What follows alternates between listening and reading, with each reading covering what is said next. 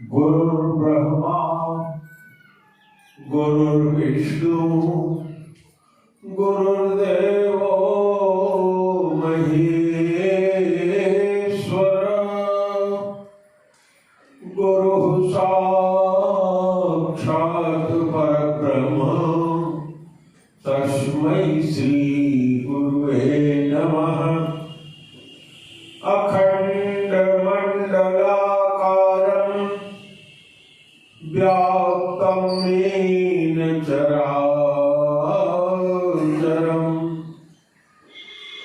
तत्पदं दर्शितं येन तस्मै श्री गुरुवे नमः। अज्ञानतिमिरान्धस्य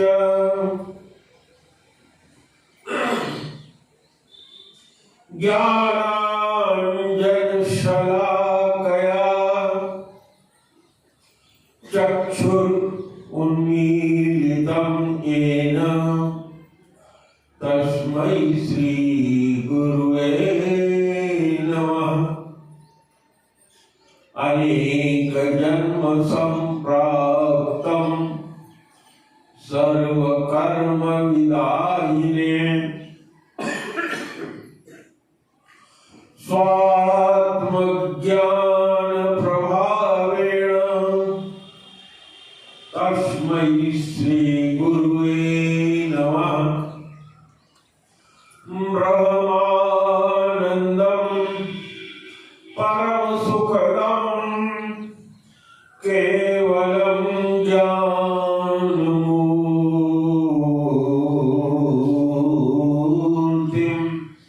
द्वन्द्वातीतं गगनसदृशं तत्त्वमस्यादिलक्ष्यम् एकं नित्यं विमलम् अचलं सर्वधी साक्षिभूतं भावातीतं त्रिगुणरहितं सद्गुरुं तं नमामि। प्रेम से बोलिए सद्गुरुदेव भगवान की जय, सच्चिदानंद भगवान की जय।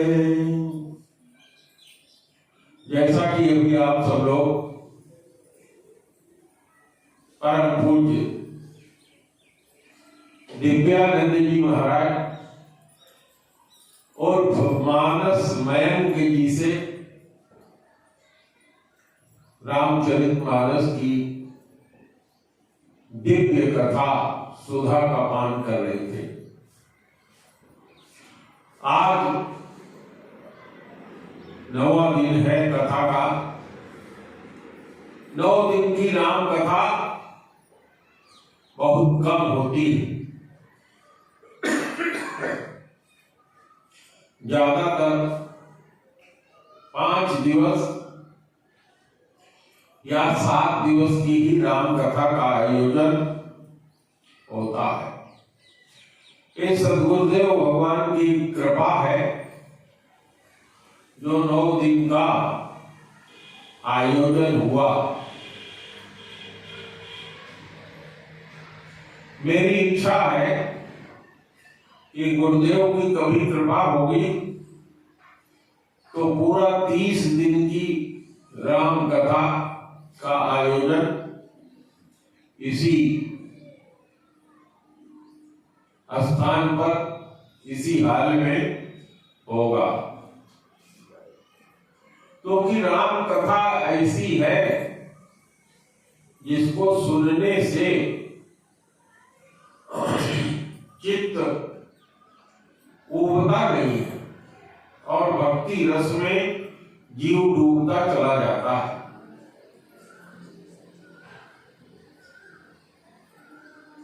हमने आप लोगों से भक्ति के बारे में चर्चा करने के लिए संकल्प लिया था।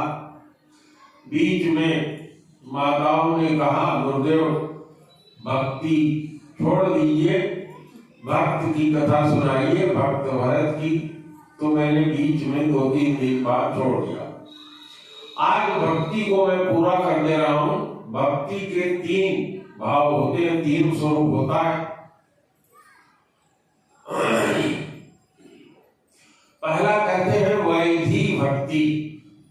वैधी भक्ति किसको कहते हैं? दूसरा कहते हैं भाव भक्ति और तीसरा कहते हैं रागा नुगा भक्ति।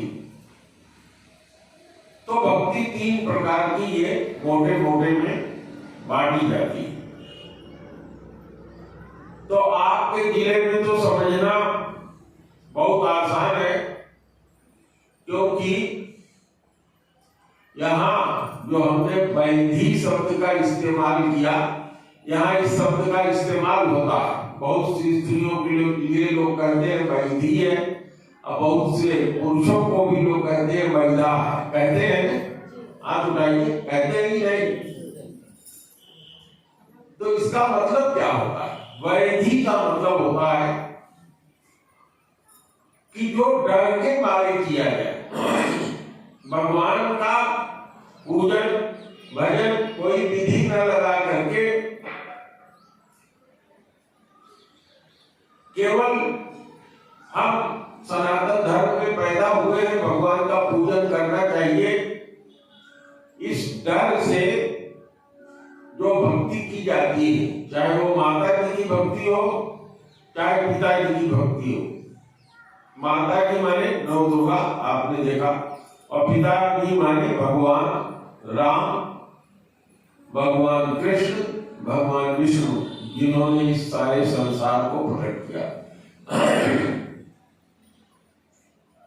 तो जो डर के मारे भक्ति की जाती है, अगर सनातन धर्म में कोई पैदा है तो कहते हैं भाई हम तो जब तक नहाते नहीं पानी नहीं पीते, यही नियम ले लेते हैं। बहुत से लोग होते हैं, कोई पूजा भगवान का नाम नहीं लेते, कहते हैं नहाएंगे तभी पानी पिए। जो भाई चौहान, हाँ। और कुछ लोग अपने दरवाजे को, मैंने देखा है यहाँ भगवान शंकर का स्थापना कर लेते हैं, छोटा सा शिवाला, उसमें जल चढ़ाते हैं और फिर कुछ ग्रहण करते हैं। तो ये जितनी तरह की भक्ति है, ये वैधी भक्ति ही है। और इसी वैधी भक्ति में हवन, यज्ञ, पूजन, ये सारी चीज होती है।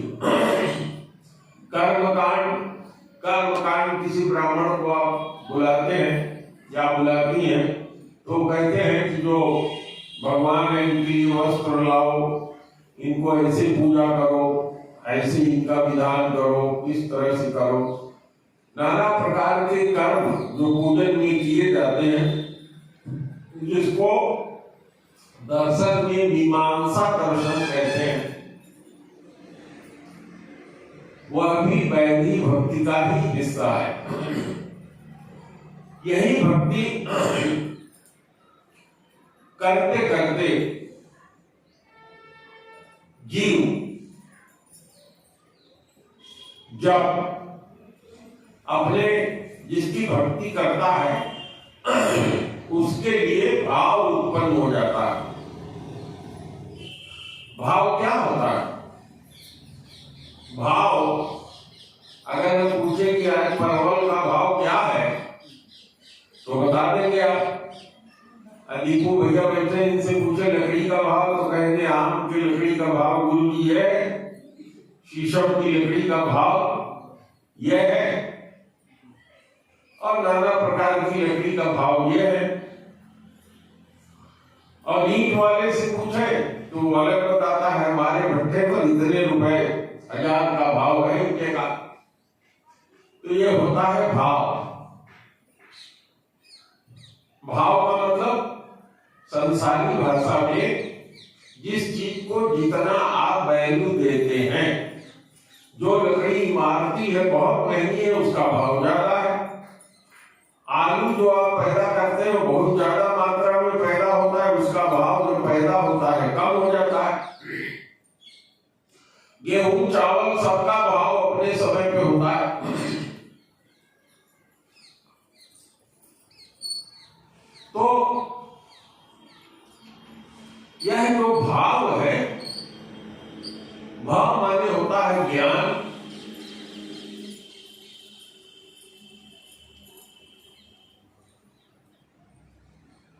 जैसे ईंट का भाव मानिए ज्ञान हो गया, ईंट आप लेना जानना चाहते हैं तो कहेंगे फलाने के भट्टे में इतना, फलाने के यहाँ इतना, फलाने के यहाँ इतना, वो ज्ञान रहता है आपको। और वह का मतलब होता है जानना। तो जब हम भगवान के बारे में भी धीरे धीरे जानने का प्रयास करते हैं, यह जीव को जन्म जन्मांतर से मिलता है। किसी किसी को देखिए, वो बच्चा छोटी उम्र में ही भगवान के प्रति, लड़का या लड़की, आकर्षित हो जाता है, भगवान का पूजन करना शुरू कर देता है। और कोई कोई उसका बाप बहुत बड़ा पुजारी है,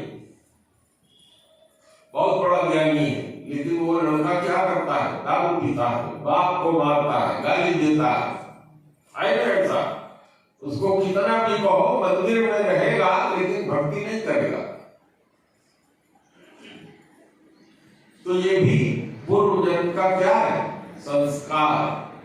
जिसका पूर्व जन्म का संस्कार जितना रहता है, अगले जन्म में भगवान जात पात का नहीं वो करते, उसको पैदा कर देते हैं। रसखान जी मुसलमान थे, भगवान के भक्त हो गए। तो इस तरह से बोधा जी हिंदू थे और मुसलमान हो गए। क्यों मुसलमान हो गए? उनका नाम आप समझिए, कोई पंडित ब्राह्मण में जन्मे थे, बहुत बड़े पुजारी थे, भगवान का पूजन करते थे, कविता लिखते थे। बोधा, बुद्धदेव पांडे उनका नाम था, इसलिए लोग उनको बोधा कहते थे। उनकी कविता लिखने की आदत थी। एक दिन उन्होंने एक लाइन कविता लिखा, कनक छड़ी सी कामिनी काहे गोकट छीन। अब वो बहुत सोचने लगे, इसके आगे की लाइन में क्या लिखूं, आगे की लाइन क्या लिखूं। उसी समय मुसलमानों का यहाँ शासन था और उन्होंने वो एक लाइन अपने चादर में जो दुपट्टा ओढ़ते थे उसमें गठिया दिया और उनकी पंडिताई ने वो दुपट्टा धोने को दे दिया। तो अब तो हमारे देश में नहीं है, कहीं कहीं आप पाएंगे मुसलमान धोबी भी पाए जाते हैं। तो एक मुसलमान धोबी था, उसकी बिटिया थी, पढ़ी लिखी थी। तो वो माताएं भी अपने पति का या किसी का कपड़ा धोती हैं तो जब ऐसे ऐसे तो लेती हैं, कहीं कुछ छूट तो लेते आप उनसे। तो उसने दुपट्टा जब खोला तो देखा एक तरफ गांठ बंधी हुई है। तो उसके मन में ये था कि मुझे चोरी न लगे, अगर पंडित जी इसमें कोई सिक्का उक्का बांधे हो, कोई बांधे हो तो मैं खोल के अलग रख दूं और उनको लौटा दूंगी। तो उसने खोल करके देखा तो उस समय उर्दू भाषा में ही सब कविता होती थी। उर्दू भाषा, हिंदी तो अब शुरू हुआ, हम लोग स्वतंत्र हुए तो सब लोग उर्दू में ही पढ़ते थे। उर्दू एक भाषा थी जिसका पढ़ना जरूरी था। उर्दू, अरबी, फारसी ये हमारे देश में पढ़ाया जाता था। हमारे बड़े पिताजी जो थे वो बताते थे कि मैं अरबी भी पढ़ा हूँ, फारसी भी पढ़ा हूँ। और हमारे जो गुरुदेव थे, आपके गुरुदेव, ये तो 6-7 भाषा की ज्ञाता थी, लेकिन ऐसे चुपके रहते थे, कोई जान नहीं पाता था। गुदड़ी ओढ़े, बेवकूफ टाइप बने।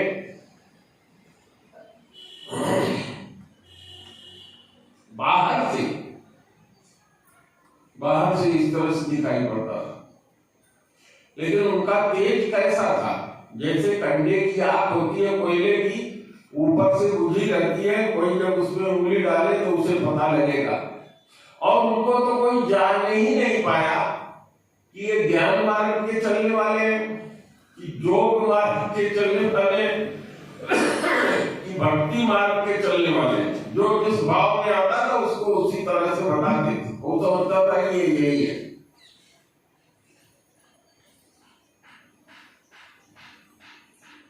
तो बोधा जी की वो बोधा पांडे, बुधनाथ पांडे का वो दुपट्टा जब उस स्त्री ने, जो धोबिन थी, उसकी बिटिया ने देखा, धोबिने से पहले वो सब रेहू लपेटती, रेहू लपेटने से पहले देखा तो खोल के देखा, उर्दू में लिखा था। उसने उसकी लाइन पूरा कर दिया, कटिको कंचन काट विधि कुचन मध्य धर दी। और फिर कपड़ा धुला, पंडित जी को पहुंचा दिया। पंडित जी को जब दुपट्टा ओढ़ने को मिला तब उनको याद आया कि इसी दुपट्टे में तो मैं कविता एक लाइन लिखा था। अब ढूंढने लगे तो उसमें गांठ में बंधा हुआ मिला। जैसे वो कविता मिली, उन्होंने अपनी पत्नी से पूछा, कौन इसको धोने गया था? फलानी धोबिन क्या गया था। उसको उन्होंने बुलाया, इसको किसने धोला? अब वो चूंकि राजा के कवि थे तो बेचारी डरने लगी। उसने कहा, महाराज हमारी बिटिया ने धुला। कहा, बिटिया को मुझसे मिला सकती हो? कहा हाँ। बिटिया को बुलाया, कहा मैं तुमसे शादी करना चाहता हूँ, तुम बड़ी विदुषी मुसलमान थी। उसने कहा कि पंडित जी अगर आप मुसलमान हो जाओगे तभी मेरे से शादी होगी। तो बोधा कवि से बदल करके वो आलम अपना नाम रखेगी और उसके साथ शादी कर लिया। श्रृंगार रस की बड़ी कविताएं उनकी मिलती है, बहुत नाम है उनका मध्यकालीन कवियों में। तो जो पूजा, भगवान की पूजा डर के मारे की जाती है कि अगर हम शंकर जी को अपने घर में बनाए हैं, इनको जल नहीं चढ़ाएंगे, भोग नहीं लगाएंगे तो हमारा अनिष्ट हो जाएगा। यह पूजा वैधि पूजा कहलाती है, वैधि भक्ति कहलाती है। और इसी पूजा को करते करते करते करते करते उस जीव में एक भावना हो जाती है कि आज हमने भगवान शंकर की पूजा नहीं किया तो बड़ा दुख होता है। फिर वो सोचता है कि भगवान शंकर है कौन, शास्त्र निकालता है, पढ़ना शुरू करता है, तो उसके अंदर भाव उत्पन्न होता है कि भगवान शंकर कौन है, जानता है उनके बारे में। तो जब यह भाव उत्पन्न हो जाता है तो उसको भावोत्थ भक्ति कहते हैं, भाव से उत्पन्न भक्ति। वही भक्ति जो वैधि भक्ति थी वही परिवर्तित होकर के भाव में परिवर्तित हो जाती है। अब क्या उसका भाव क्या हुआ? अगर हम पूजा नहीं करेंगे तो पानी नहीं पिए। भगवान शंकर कौन है, इनका राम जी से क्या संबंध था, हमारे वेदों में क्या शंकर जी का मतलब है? तो धीरे धीरे जाने बिन न होई प्रतीति, अबिन प्रतीति होई नहीं प्रीति, अप्रीति बिड़ा नहीं। वचन प्रीति जाने बिन न होई प्रतीति, बिन प्रतीत होई नहीं प्रीति, प्रीति बिना नहीं प्रेम, दृढ़ाई जीव खगेश जल की चिकनाई। तो भगवान के बारे में जानने लगा और उसको प्रेम उत्पन्न हो गया। अब वही आदमी है जो पहले डर से चढ़ाता था। मान लो हम अयोध्या सिंह चौहान का उदाहरण ले, इनके 3 लड़के 3 तरह के हैं।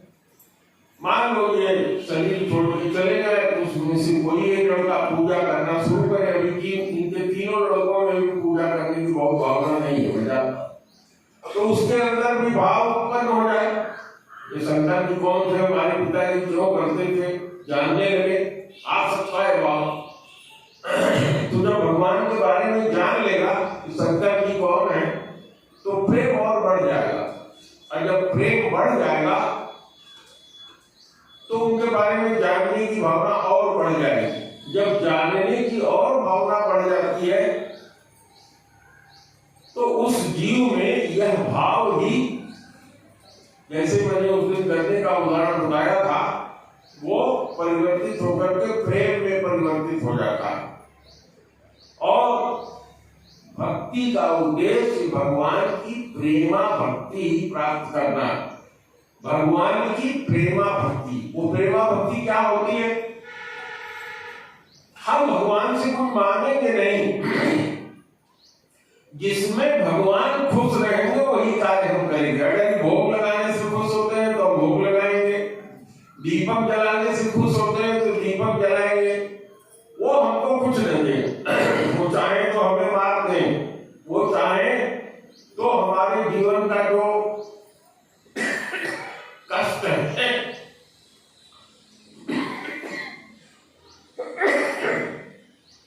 और मैं भक्ति करता हूं इसलिए दूर न करें, लेकिन उनको सुख मिले, तो ये भक्ति की परिभाषा होती है। इसको कहते हैं तत् सुखी सुखित्व।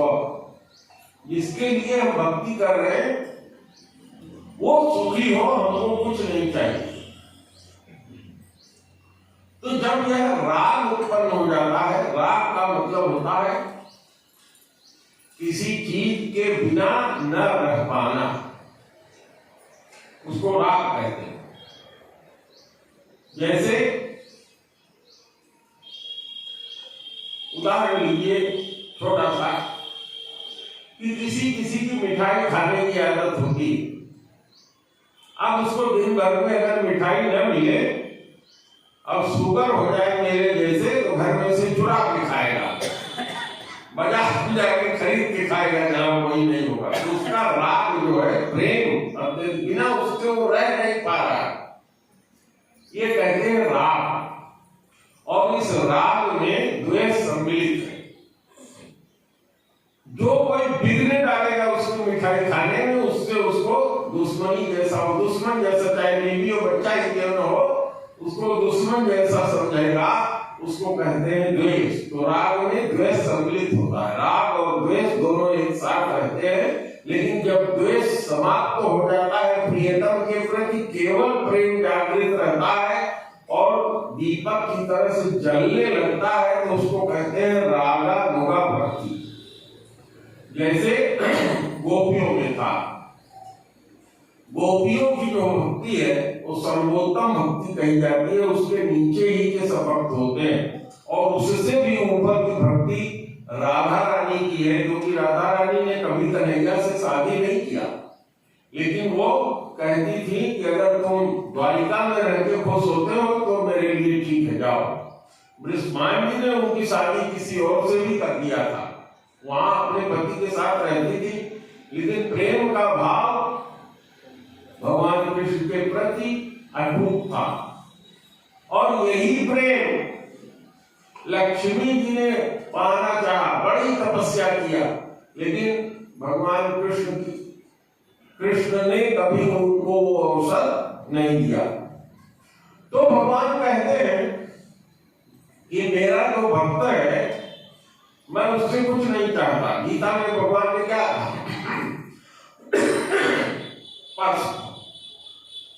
पत्रम पुष्पम फलम तोयम येन भक्ता प्रयच्छति।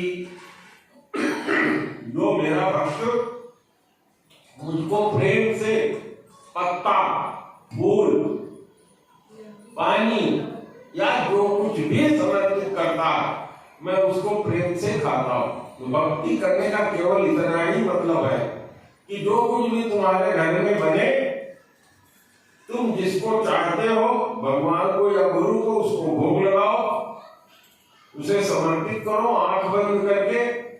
तुम देख नहीं पाओगे, लेकिन जिसको तुमने समर्पित किया है उसे मिल जाएगा, और फिर उसको खाओ। तो जब आप ये काम करोगे तो आप के द्वारा कोई पाप नहीं होगा। धीरे धीरे उस भोजन से शरीर भी पवित्र होगा, मन पवित्र होगा, भावना पवित्र होगी, और आप भक्ति के उच्च शिखर पर पहुंच जाएंगे। इसलिए कुछ नहीं करना।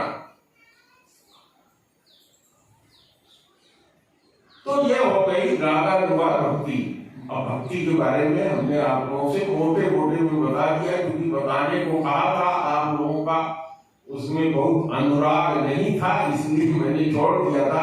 ये भी केवल मोटे मोटे में ही पूरा करना मैंने किया है, लेकिन मैं चाहता हूं कि हमारे जो भक्त हैं वो इस चीज को जाने, क्योंकि ये इतनी दुर्लभ चीज है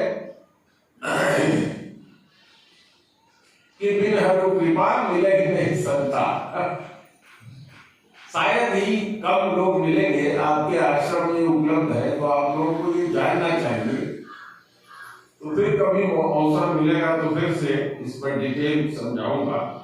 हम लोग भरत जी की कथा कर रहे थे।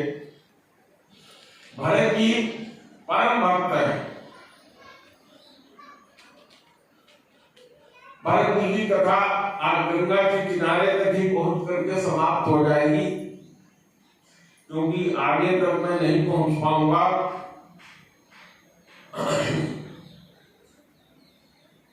भरत जी ने जब जाते हैं प्रयाग, या कहते हैं, भरत जी कहते हैं कि मुझे कुछ चाहिए नहीं, केवल मैं बार बार जन्मूं और बार बार भगवान राम के पद में हमको अनुराग हो। वो ये भी नहीं कहते कि आप हमको मनुष्य ही बनाइए, मनुष्य बनाओ, कछुआ बनाओ, हिरण बनाओ, अपनी याद मेरे अंदर बरकरार रखो। लेकिन भगवान की प्रतिज्ञा है, भगवान ने प्रतिज्ञा किया है कि जो केवल इतना तुलसी पत्र या कोई भी पत्ती, फूल और जल मुझे समर्पित करता है, केवल इतना ही करने से, निरंतर करने से आपको मनुष्योनी मिल जाएगी, ये मेरी गारंटी।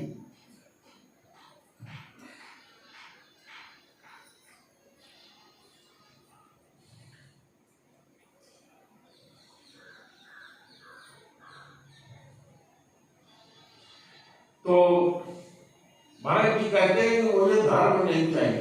धर्म न अर्थ, अर्थ माने धर्म। इतना बड़ा राज्य मिला, दशरथ से बड़ा चक्रवर्ती कोई नहीं था।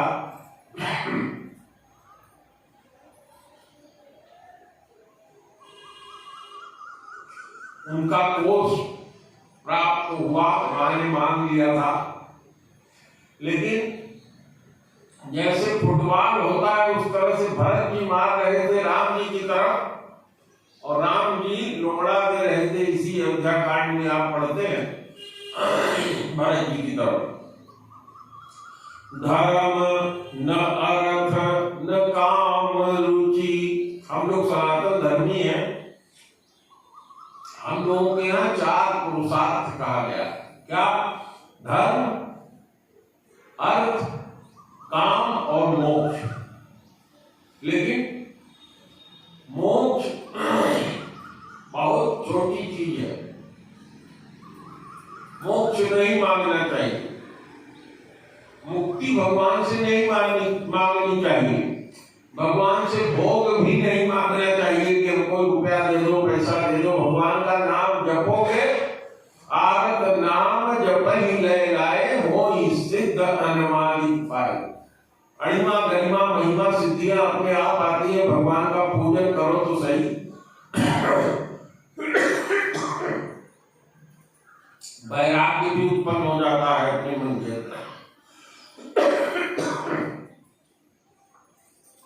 तो कहते हैं धर्म न अर्थ न काम रुचि, गति न चढ़ऊ निर्वाण, जन्म जन्म पुनि राम पद, यह वरदान न आन। यही वरदान दीजिए मुझको। और श्रीमद् भागवत की जब शुरुआत होती है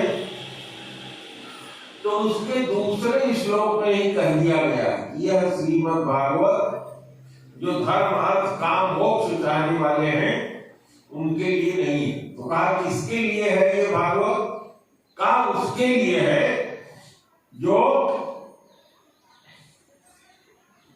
भोग और मोक्ष नहीं चाहते। चाहता, ये उसके लिए वो भक्ति चाहता है, क्योंकि भक्त्या एकया ग्राह्यम। भगवान कहते हैं, अभी महाराज जी ने भी सुनाया, मिलहीन रघुपति विनय अनुरागा, अकिए जोग जप जाग विरागा।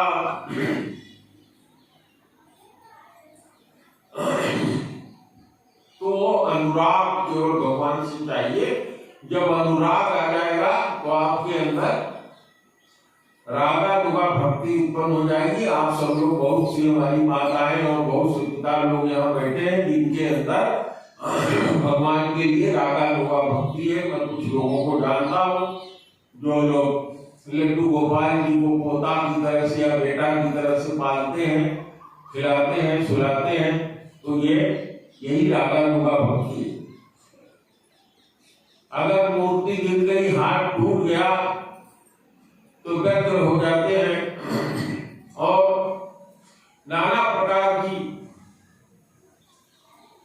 ऐसी आशंका करते हैं कि मेरे ऊपर कोई विपद न आ जाए, मेरे बच्चों पे न आ जाए। होता भी यही है, लेकिन गुरु कृपा से वो चीजें टल जाती।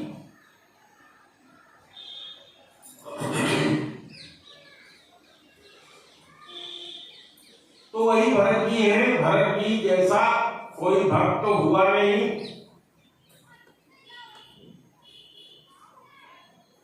तो कथा में प्रवेश करते हैं। 5 बजे आप लोगों को छोड़ दूंगा।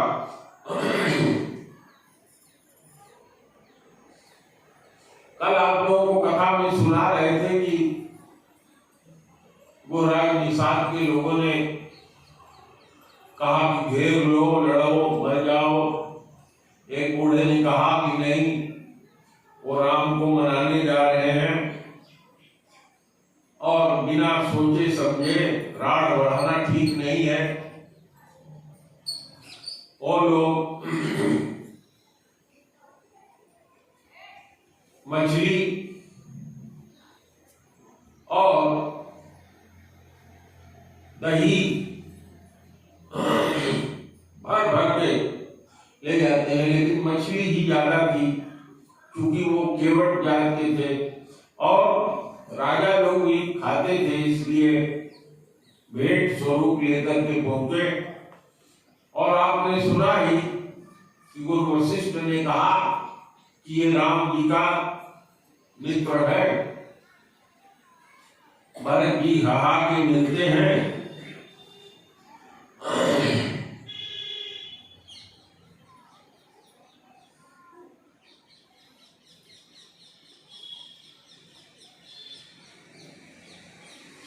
तो वो केवट और गोहराज निषाद दोनों अलग अलग। गोहराज निषाद जो है वो राजा है। राजा का लड़का होने के नाते गुरु वशिष्ठ के यहाँ सब लोग पढ़ने गए थे, लेकिन चूंकि केवटों का राजा था तो भगवान राम को राजनीति का उपदेश दिया गया था। भरत, शत्रुघ्न और लक्ष्मण को राजनीति नहीं पढ़ाया था गुरु वशिष्ठ ने। तो केवट जो गोहराज निषाद था उसको भी राजनीति पढ़ाया था गुरु वशिष्ठ ने। तो अब वो केवट भगवान भरत के सामने कैसे खड़ा है? सकुच स्नेहु मोद मन बाड़ा, अभरत ही चितवत एक टक ठाड़ा। जब दंडवत किया भरत जी ने उठा अपने सीने से लगा लिया, अंक से भर लिया, तो जब वो उठता है तो संकोच से बिल्कुल भरा हुआ। क्यों संकोच से भरा? कि इस समय मैं जिससे मिल रहा हूं वही गद्दी का राजा है। अयोध्या का राजा तो भरत ही हो गए थे।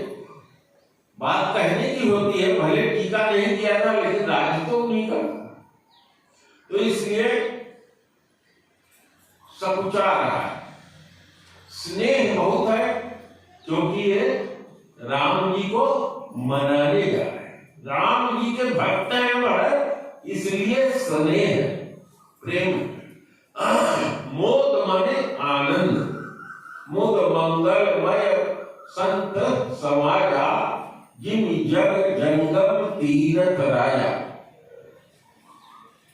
अब गुरु वंदना करते हैं तो तीन चीज पैदा होती है, मंजुल, मंगल, मोह।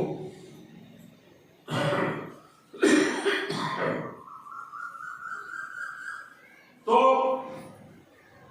सकुच स्नेह मोह मन बाड़ा, मन के अंदर संकोच, स्नेह और प्रसन्नता बहुत बढ़ गई है।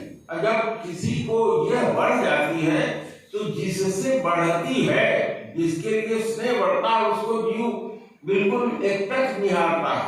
जैसे रास लीला में जब गोपियां भगवान के साथ हैं तो वो कहती हैं कि ब्रह्मा कितना निर्दयी है कि उसने पलक बना दिया, अब थोड़ी थोड़ी देर बाद ये झपक जाती है। तो उनको पलक झपकने भर का भी, जबकि ऐसा कुछ होता नहीं, पलक झपका के देखिए, जो आप देख रहे हो वही देखेंगे। लेकिन वो कहती है ब्रह्मा को धिक्कारती है, क्या ब्रह्मा तुमने कभी प्रेम नहीं किया किसी से, ये पलकें क्यों बना दी। भगवान राम और सीता भी जब मिले हैं तो यहाँ भी उन्होंने लिखा कि मानो निमि तजे दृगंजल, निमि ने दृगंजल, किसी का निवास होता है वो छोड़ के चले गए। तो वो एक टक भरत जी को देख रहा है, भरत ही चितवत एक टक ठाड़ा।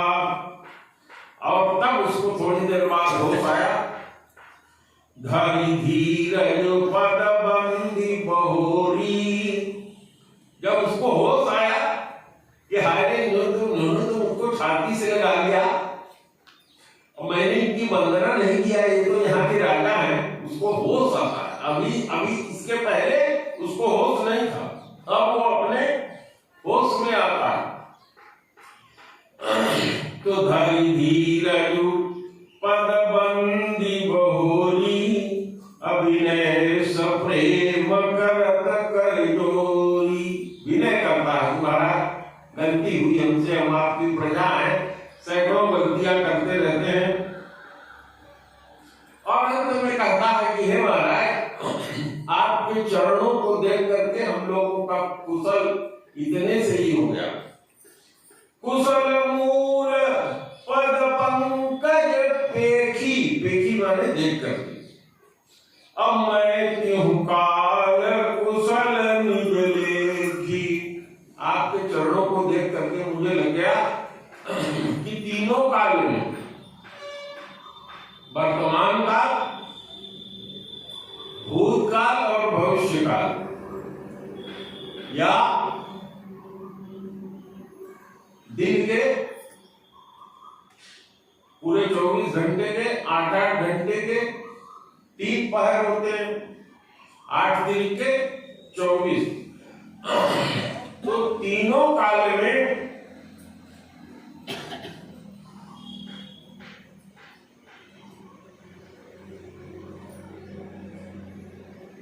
मैं तीनों काल कुशल निज लेखी, मैंने तीनों काल में अपना कुशल अपने भाग्य में लिख लिया।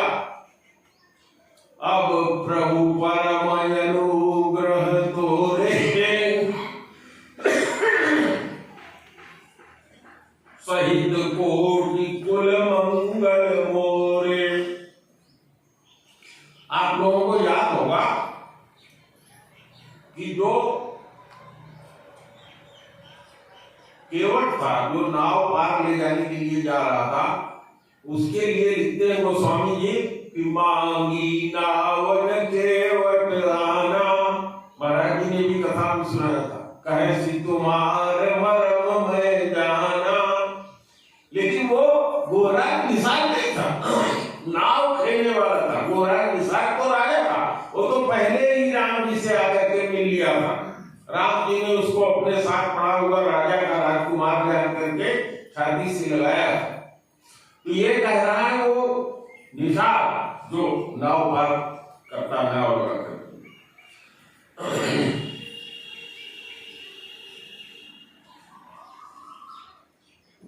मैं भी बहुत दिन तक जब पढ़ता था तो ये समझ में नहीं आता था, बचपन से ही रामायण पढ़ता था तो मेरे समझ में नहीं आता था कि अभी तो भगवान से मिला और अभी नाव मांग रहे हैं, तो कह रहा है तुम्हारा मरण मैं जानता हूं, नाव नहीं ला रहा है। लेकिन बड़ा होने पर ज्ञान हुआ हमको कि यहाँ वो स्वामी जी कहना कुछ और चाह रहे।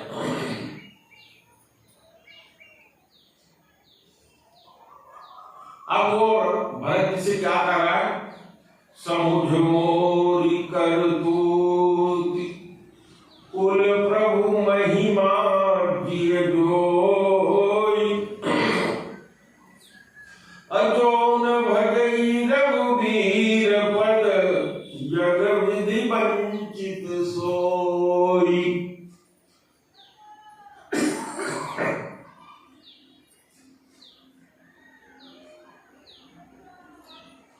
देखिए वो भगवान को जानता है कि रघुवीर जी भगवान है और भरत जी के सामने बहुत ही गंभीर बात कहता, क्या कि मेरी जो करतूत है, कौन सी करतूत, अभी मैं लड़ने आ रहा था और मेरा जो कुल है वो बहुत नीचा है, क्योंकि कल हमने आप लोगों को चौपाई में सुनाया था कि निषादों को छूने के बाद लोग बिना स्नान किए नहीं मानते। अब इस जमाने में नहीं, कोई जमाना था आप लोगों के बचपन और उसमें।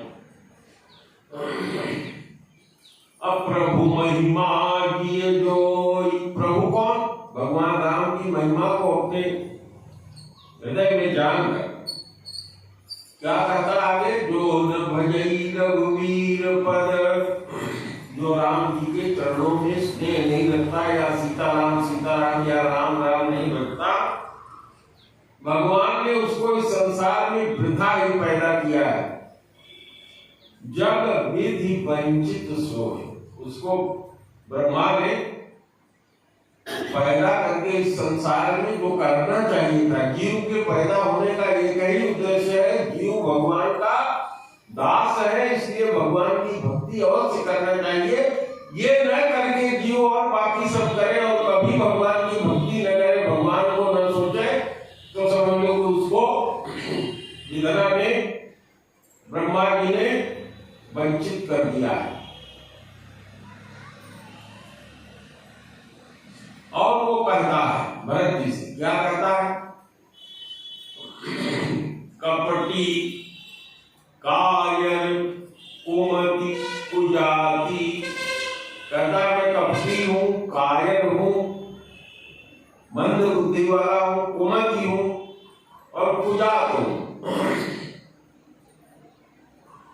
अलोक वेद बाहर सब भांति, लोकरीत और वेदरीत दोनों से मैं बाहर हूं।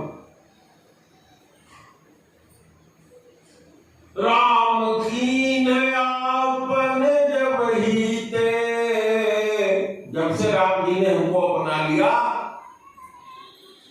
भयऊ भुवन भूषण तब ही से, राम जी के अपनाने के कारण मेरी भी महिमा राम जी के संग में आने से, उनके द्वारा सखा कहने से क्या हो गई, बढ़ गई, पूरे भुवन में बढ़ गई, 14 भुवन।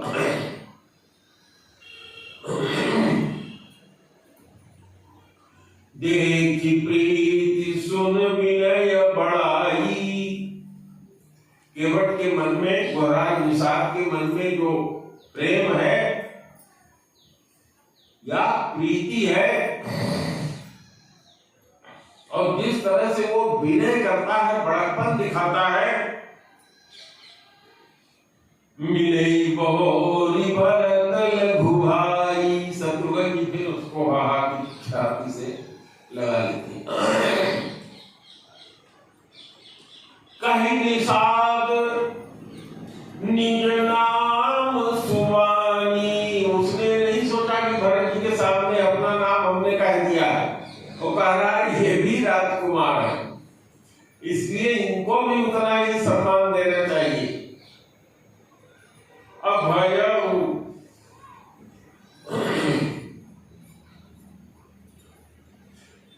केवल शत्रुघ्न जी को ही नहीं कह रहा है, जितनी रानियां हैं वहां माताएं उनको भी प्रणाम कर रहा है। गुरु जी ने एक बात पंचतंत्र की एक कथा सुनाई थी, आप लोगों को सुना दूं, थोड़ा मनोरंजन भी हो जाएगा। एक राजा था, उसका एक मित्र था। मित्र जो था नगर सेठ था, बनिया, बहुत पैसा था उसके पास, नगर का सारा व्यापार उसके पास था। तो चंदन वाली भी कहानी सुनाते थे और दूसरी कथा भी एक सुनाते थे। तो वो नगर का जो बनिया था, सबसे धनी था, उसने अपने घर एक दिन भोज का आयोजन किया। आप लोग भी भोज करते हैं कभी कभी, है घर पर चौहान जी के तो अक्सर मैं देखता हूँ। और बहराइच के लोग भाई बड़े धन्य भाग हैं कि यहाँ नया अन्न जब होता है, क्या बोलते हैं आप लोग, नवा नवा का भंडारा करते हैं, बुलाते हैं, महाराज हमारे यहाँ नवा है। और उसमें कौन बुलाए जाते हैं, सारे भाई बंधु नवा में बुलाए जाते हैं। जिनसे दुश्मनी होती है, बोलचाल नहीं होता, उनको भी न्योता दिया जाता है नवा में।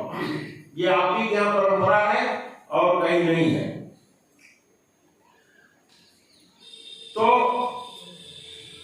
उसमें राजा के जितने सेवक थे, राजा के जो दरबारी थे, मंत्री थे, राजा के जो फर्रास थे, राजा के यहाँ जो झाड़ू लगाने वाले थे, फर्रास माने जो पोछा लगाता था, जो कपड़ा धुलता था, सेवा करता था, जो जैसे राजा के पुरोहित सबको बुलाया, यथा योग्य सबको आसन दिया भोजन के लिए।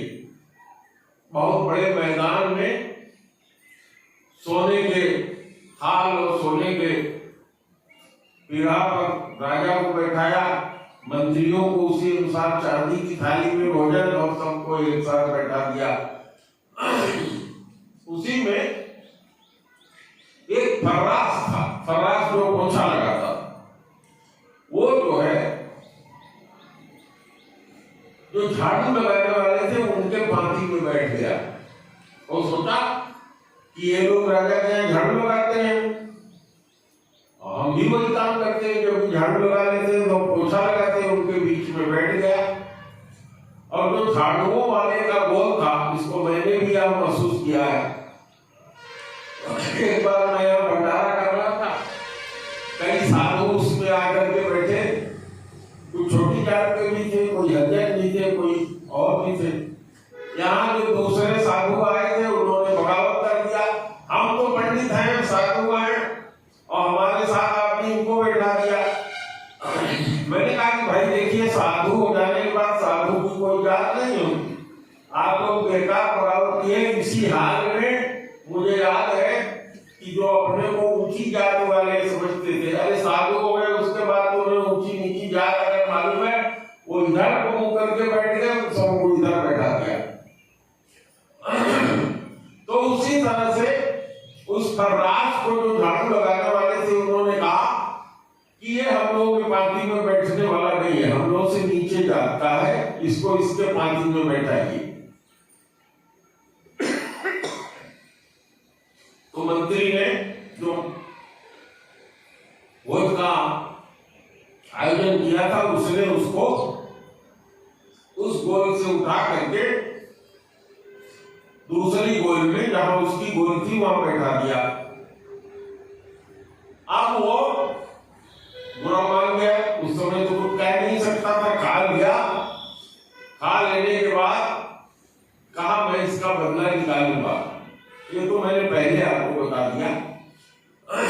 राजा के कमरे में वही पोछा लगाने जाता था, पोछा लगाने लगा तो कह रहा है मेरा राजा कितना बड़ा मूर्ख है, इसकी कितनी सुंदर सुंदर रानियां हैं, इसका दोस्त अंदर चला आता है महल में, जब राजा नहीं रहता तो रानियों को भाभी भाभी करके प्रेम से बात करता है, हंसता है। राजा को ये सब नहीं पता, सुना कि कहा। राजा ने कहा क्यों रे, क्या बोल रहा है? तो उसने कहा कि महाराज हमको काम करते करते नींद आ जाती है, हम महाराज सपना देख रहे थे काम करते करते, क्या बोले महाराज हमको याद नहीं। तो राजा ने छोड़ दिया। अब सवेरे ऑर्डर हो गया कि ये जो हमारा दोस्त है महल में, आज से सवेरे ऑर्डर हो गया राजा के नहीं जाएगा। दोस्त को भी आदेश पहुंच गया कि राजा साहब ने ऑर्डर कर दिया है कि तुम महल में नहीं जाओगे। अब वो सोचने लगा मेरे से कोई गलती तो हुई नहीं, अभी 2 ही दिन पहले हमने सबको भोजन कराया था, राजा के जितने सेवक है डाल करने वाले सबको भोजन करवाया था, कहाँ गलती हो गई? तो उसने फिर अलग अलग अपने यहाँ सबको बुलाना शुरू किया। पहले मंत्रियों को अलग बुलाया, उन लोगों से बातचीत किया, दान दिया, उनको गिफ्ट दिया। उससे पहले ब्राह्मणों को बुलाया, पुरोहितों को, फिर फर्रासों को बुलाया। तब उसको याद आया कि अरे ये फर्रास जो था इसको मैंने उठाया था, हो सकता है इसी ने किया हो। उसने उस फर्रास को फर्रासों की सभा में ऊंचा एक चांदी का प्यार दे दिया, चांदी की थाली में दे दिया खाना, और लोगों को उनके बराबर दिया। तो बड़ा खुश हुआ, चलो उस समय तो हमारी इसने बेइज्जती किया था, आज हमारे समाज में हमारी इज्जत कर दिया, अब इसकी इज्जत बनानी चाहिए। तो इतने में 6 महीने बीत गया था। फिर वो राजा के कमरे में पोछा लगाने गया। तो उसने कहा कि अब उसकी बात बना देनी चाहिए। तो उस दिन पोछा लगाते लगाते कह रहा है अरे ये राजा बड़ा मूर्ख है, जैसे उस बार कहा, इसका एक ही तो दोस्त है जो इसके लिए जान दे सकता है, बाकी तो सब इसके पीछे गलत बात बोलते हैं। और उसको भी ये राजा इतना बड़ा मूर्ख है कि अपने महल में आने से मना कर दिया। राजा ने सुना, क्यों रे, क्या बोल रहा है? तो कहा महाराज हमारी काम करते करते सपना देखने की आदत तो वही देख रहा था, मैं बोल दिया। अब राजा ने सोचा कि हाँ भाई ये तो पहले भी साला ऐसे ही बोला था, इस बार भी ऐसे बोल रहा है, तो हमने गलत निर्णय लिया था। दूसरे दिन से राजा ने आर्डर खोल दिया कि भाई मेरा एक दोस्त रात मेरे से मिलने जब भी आवे, सुमंत जी की तरह से इसको मेरे पास आने दिया जाए। तो इस तरीके से व्यवहार में चूक हो जाती है। गुहराज निषाद जो है कहीं व्यवहार में चूक न हो जाए, इसलिए जिस तरह से भरत जी को परिचय दिया था, जिस तरह से गुरु जी को परिचय दिया था, जिस तरह से महारानियों को परिचय दिया था, जिस तरह से शत्रुघ्न जी को परिचय दिया था, उसी तरह से सभी मंत्रियों और सबको यथा योग्य उसने अपना परिचय देकर के सम्मान किया। ये कितनी बड़ी बात वो स्वामी जी रामायण में बताते हैं, जब तक कोई इसको समझाएगा नहीं समझ में बात नहीं है। इसी के लिए कह रहे देख प्रीति सुन विनय सुहाई, मिले बहुरी भरत लघु भाई, कह निषाद निज नाम सुबानी, सादर सकल जोहारी रानी, अजानी लखन सब देहि असीसा, अजियहु सुखी सै लाख बरीसा। आजकल भी पंडितों को नाच वाले कहते हैं जियो भैया लाखों बरस जियो, खुश रहो, जियो खुश रहो। देखो पंडित जी सही बात बनारस के रिवाज है। निरखी निषाद नगर नर नारी, जो नगर के नर नारी हैं उनको भी देख करके निषाद ने अभय सुखी जन लखन निहारी। जब माताओं ने आशीर्वाद लक्ष्मण जी जैसा जान करके दिया, तो नगर के लोगों ने भी उसको लक्ष्मण जी जैसा जान करके सुखी हो गए। कह कहीं लहे यही जीवन लाहू, भेटेऊ राम भद्र भरी बाहू। कहते बड़ा भाग्यशाली है, राम जी ने तो इसको गले लगाया ही था, भरत जी ने भी इसको अखबार में भर के भेटा। सुन निषाद निज भाग बड़ाई, प्रमुदित मन ले चले उलिवाई। प्रसन्न मन से सबको लेकर के आगे गया नदी किनारे। संचारी सेवक सकल, उसने बुलाया गाँव वाले आ जाओ, सब सेवा करो। चले स्वामी रुख पाई, वो राजा था ना इसीलिए सबको बुला लिया। अपने स्वामी का रुख पा करके सब केवट चले आए। अघर तरुतर सर बाग बन, बास बनाए जाय। उन लोगों ने घरों में, पेड़ों के नीचे, तालाब पर, बगीचा में, क्योंकि पूरी सेना थी, पूरे नगर के लोग थे, सबको जगह जगह साफ सफाई धन करके बसा दिया। श्रृंगवेरपुर भरत दीख जब, भेष नेह सब अंग शिथिल तब। सोहत दिए निषाद ही लागू, जन तन धरे विनय अनुरागू। वो निषाद राज के कंधे पर जैसे दोस्त जाते हैं हाथ रखे हुए, इधर निषाद उसके कंधे पर से हाथ रख के भरत जी पैदल गंगा जी के किनारे जा रहे। राम घाट कह कीन प्रणाम, जहां राम जी उतरे थे उसको राम घाट कहते हैं। एक बहराइच में पोस्टिंग के समय मैं श्रृंगवेरपुर गया था यहाँ से अपनी गाड़ी से, तो जाकर के देखा वहां जो घाट आज भी बना है वो राम घाट ही कहलाता है, जिसमें भगवान उतरे थे। मनु मगनु मिले जनु राम, भरत जी इतने प्रसन्न हो गए जैसे राम जी मिले। यही विधि मज्जन भरत करी, गुरु अनुशासन पाय। मातु नहानी जान सब, डेरा चले लवाई। डेरा उठ गया, गंगा जी किनारे जा रहे हैं।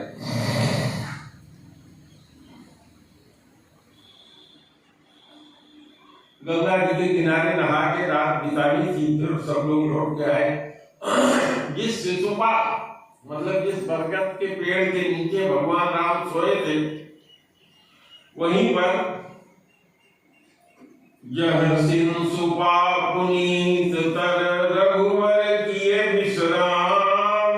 अति स्नेह सादर भरत कीने उदंड प्रणाम। उस स्थान को लेट करके प्रणाम किया।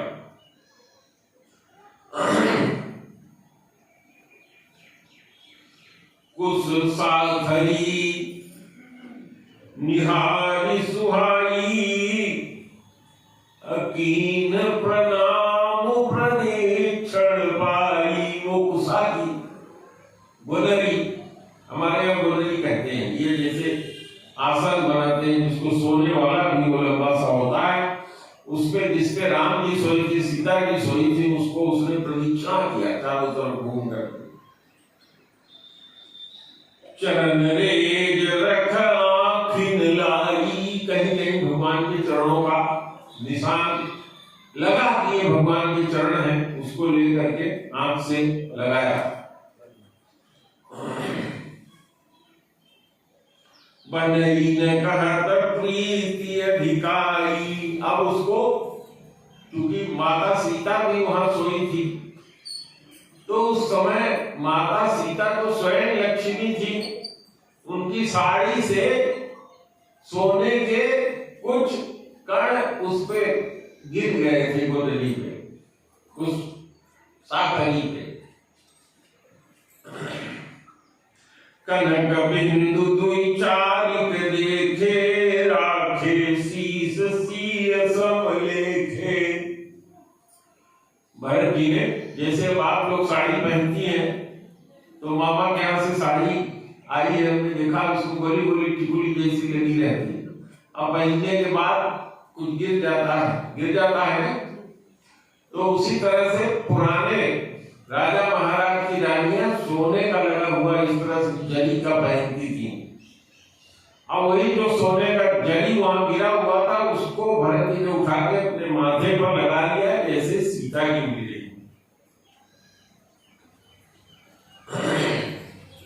अपने मन में कहते हैं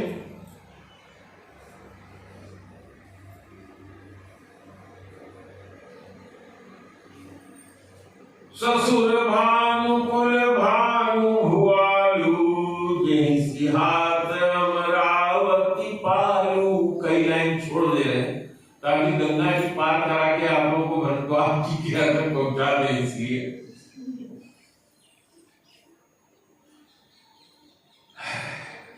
पिता इनके जनक हैं और इनके ससुर सूर्य कुल भानु कुल के भानु हैं, जिनको देख करके इंद्र जो अमरावती के राजा हैं वो भी सिहाते हैं कि जितना ऐश्वर्य इनका है उतना मेरा नहीं है।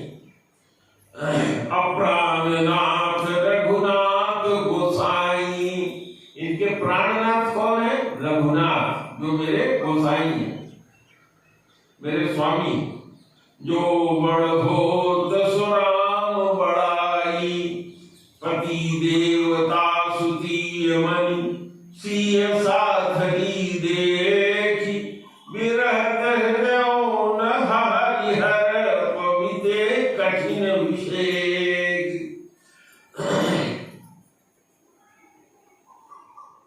अब कल्पना कर रहे हैं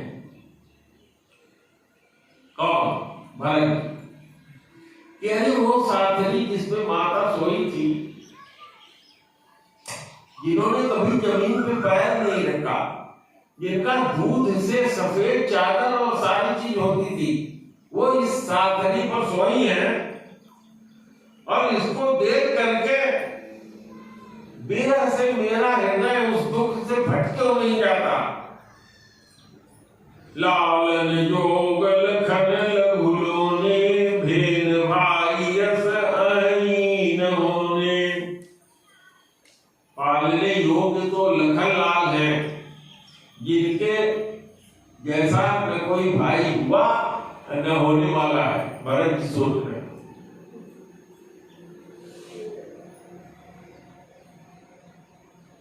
ते बन सही विपद सब भांति, निदले कोटि कुल से छाती। करे मेरी ये छाती फट क्यों नहीं जाती?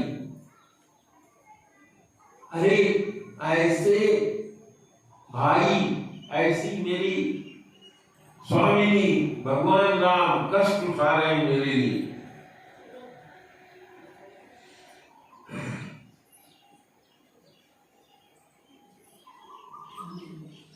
बैरी राम बड़ाई करही, राम जी का स्वभाव सोच करके भरत जी कहते हैं जो दुश्मन है वो भी राम जी की का बड़प्पन करते हैं। बोलनी मिलनी विनय मन हरही, बैरी राम बड़ाई करही। अबोलनी मिलनी विनय मन हरही, सागर कोटि कोटि सत शेषा, अकरिन सकहि प्रभु गुण गण लेखा। लक्ष्मण जी तो वही शेष नाग ही है, जिनके ऊपर राम जी महाविष्णु के रूप में विश्राम करते हैं। तो करोड़ों शेष नाग भी कभी भगवान के गुण का गान नहीं कर सकते। असुख स्वरूप रघुवंश मणि मंगल मोद निधान, असो सेवत कुश डारी मही, विधि गति अति बलवान। अब नाना प्रकार की कल्पना अपने मन में करते हैं। कहते हैं विधिवाम की करनी कठिन, जय मातु कीनी बावली, तेहराति कुलकुल करहि प्रभु सादर, सराहन रावली। तुलसी न तुम सो राम प्रकीर्ति कहत हो, सोहे किए परिणाम मंगल जानिए अपने आनिए धीरज ये।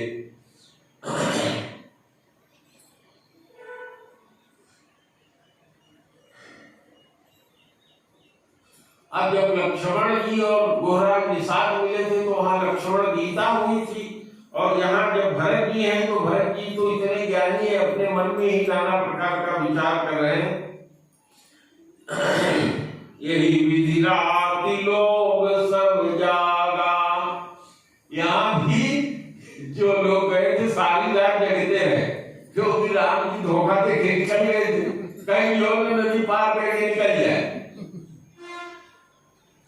अबाविनुसार गुदारा लगा, गुरु ही सुनाव चढ़ाई सुहाई, नई नाव सब मातु चढ़ाई। माताओं को चढ़ा करके गंगा जी से पार किया। उतर गए जब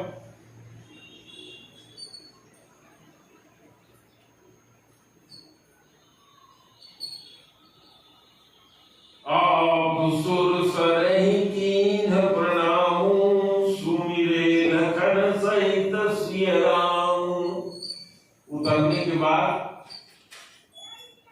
सुरसरी जी को प्रणाम किया। सुरसरी जी कौन है? भगवान जब त्रिविक्रम रूप में अवतार लिया था, यानी 52 रूप में अवतार लिया था, 52 अंगुल के हुए थे,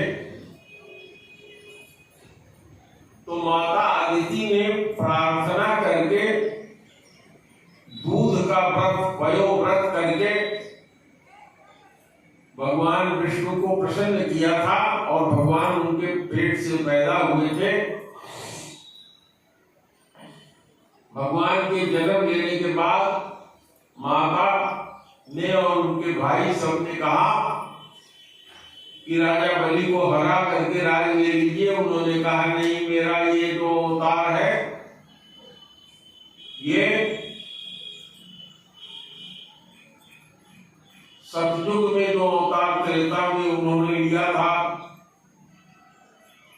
द्वापर में जो अवतार लिया था, 3 गुण होता है, सतोगुण, रजोगुण, तमोगुण। तो राम जी में सतोगुण था, कहीं उनसे कोई पाप हुआ ही नहीं।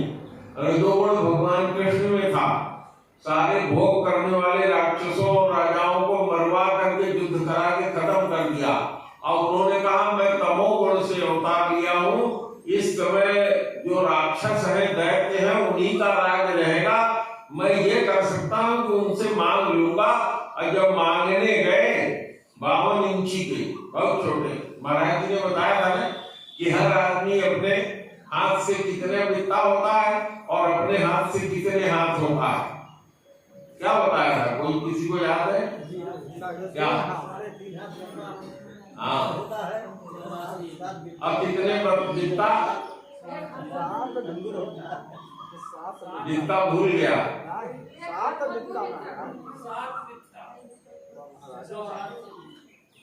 बहुत सुंदर, यही मैं सुनने चाह रहा था महाराज जी से।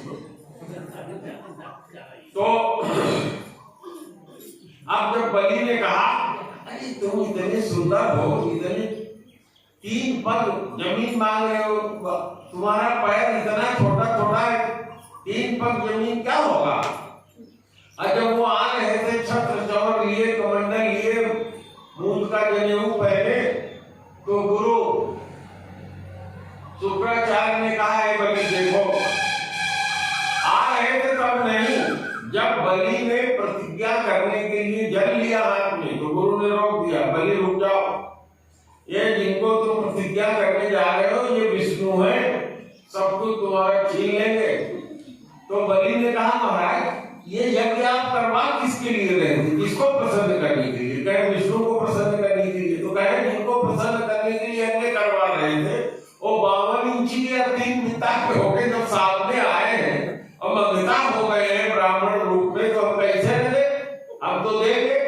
तो कहे सब लूट जाएगा, श्राप दे दिया, गुरु ने श्राप दिया।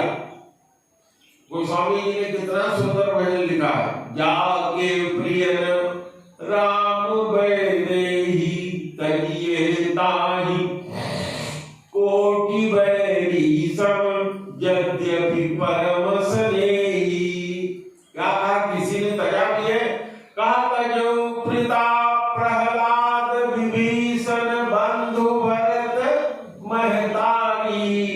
अब बलि गुरु तजो अकंत ब्रज बलि तरी। बलि ने अपना गुरु छोड़ दिया और ब्रज की जितनी स्त्रियां थी उन्होंने अपने पतियों को छोड़ दिया। कंत ब्रज बलि तरी भय मुद मंगल कारी। जाके प्रिय न राम वैदेही तजिए ताहि कोटि वैरी सब यद्यपि परम स्नेही।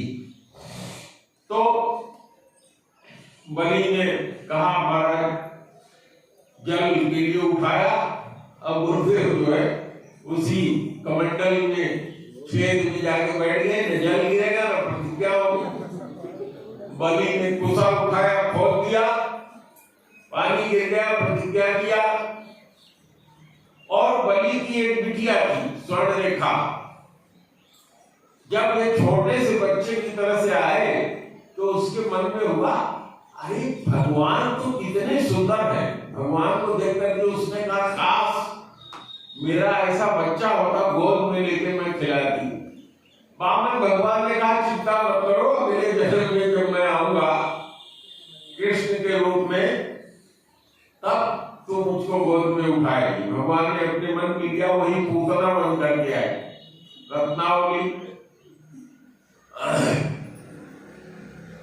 तो जब प्रतिज्ञा कर लिया बलि ने, तो भगवान इतने बढ़ गए, कहां उनका पैर है, कहां उनका सिर है, कोई देख नहीं पाता था। ये कई पद में तो उन्होंने सारा ब्रह्मांड नाप लिया, दूसरे पद में पूरा पाताल नाप लिया। अब बलि से कहा, बांध लिया बलि को। बलि जल्दी बता तीसरा पैर कहां रखूं। अब वो अचकच हो गया। बलि को भगवान ने बांध दिया, रस्सी में बांध के डाल दो, बांध दिया। उसकी पत्नी बगल में बैठी थी, पत्नी की तरफ उसने निगाह किया, पतिव्रता पत्नी थी। उसने कहा, मैं इतनी देर से ताक रही हूं तुम्हारे तरफ, तुम देख नहीं रहे हो, मैं अपने से कैसे बोलती इस भले सवाल। उसने कहा, देखते जाओ, कह दो तुम्हारा तीसरा पैर मेरे माथे पर रख दीजिए। जैसे ही पत्नी ने बताया, बलि ने कहा, महाराज तीसरा पैर मेरे माथे पर रख दीजिए। अब भगवान ने उसको छोड़ दिया, माथे पर पैर नहीं रखा और बलि से कहा, बलि मांग लो जो मांगना हो, ये सब राजवाज जो तुमने मुझे दिया है ये ले लो, और जो कुछ भी चाहते हो वो ले लो। उसने कहा, नहीं महाराज, जो दे दिया वो मैं लेता नहीं। आप लोग कभी लेते हैं किसी मंगता को कुछ देते हैं तो उसके बाद कहते हैं, नहीं नहीं नहीं इधर आओ, ज्यादा दे दिया तुमको, अनाज या रुपया, कोई लेता है वापस? नहीं लेता। कहा, महाराज ये नियम नहीं है, मंगता को जो दे दिया गया वो लिया नहीं जाता। कहे, बलि तुमको हमने दिया, दो लोग छोड़ दो, स्वर्ग लोग और पृथ्वी लोग। इसका राजा इंद्र को मैं बना देता हूं, उनको दे देता हूं, तुम पाताल लोक में चले जाओ। कहा, और कुछ मांगो। कहा, भगवान जैसे आपका दर्शन हो रहा है ऐसे ही मुझको रोज दर्शन हो। तो ठेठ भाषा में भी कहते हैं, बलि के द्वारे वचन के हारे अनित रूठ राजा बलि के द्वारे। रोज राजा बलि के द्वारे वो मिलते थे, लेकिन उस पाताल लोक में कई लोग चल के गए कि वहां भगवान पहरा देते हैं, दर्शन होगा, लेकिन सबको दर्शन नहीं मिला। ये मैंने आप लोगों को सुनाया था, बीच में कथा मैंने सुनाई थी, है ना? उसमें कौन कितना भक्त है नारद जी देख रहे थे। तो राजा बलि दान देकर के अमर हो गया, और भगवान ने प्रहलाद को ही आशीर्वाद दिया था, तुम्हारे खानदान में अब किसी भी राजा को मैं मारूंगा नहीं। प्रहलाद से इतना प्रसन्न हो गए। भगवान ने प्रहलाद जो था उसी के पोते थे राजा बलि, और बलि का पोता था जिसको जिसकी बिटिया ने भगवान कृष्ण के पोते को चुरा लिया था। अनिरुद्ध का बेटा प्रद्युम्न का बेटा अनिरुद्ध चुरा लिया था ना, उसको उठाने गई थी चित्रलेखा। बानासुर उसका नाम था और भगवान शंकर ने उसको आशीर्वाद दिया था कि मैं तुम्हारी तरफ से लड़ूंगा। उधर भगवान कृष्ण चढ़ करके आए, वो गायब हो गए। वहां से खोजते खोजते नारद जी ने जाके बताया कि आपके पोते को तो उसने कैद करके रखा। तो बलराम जी सेना लेकर के आए, फिर पीछे पीछे कृष्ण जी भी आए। अब भगवान शंकर से और कृष्ण जी से महान युद्ध हुआ।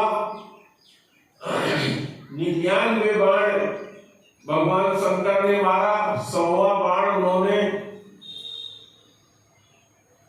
महेश्वर ज्वर वाला बाण मारा और भगवान कृष्ण ने वैष्णव ज्वर वाला बाण मारा।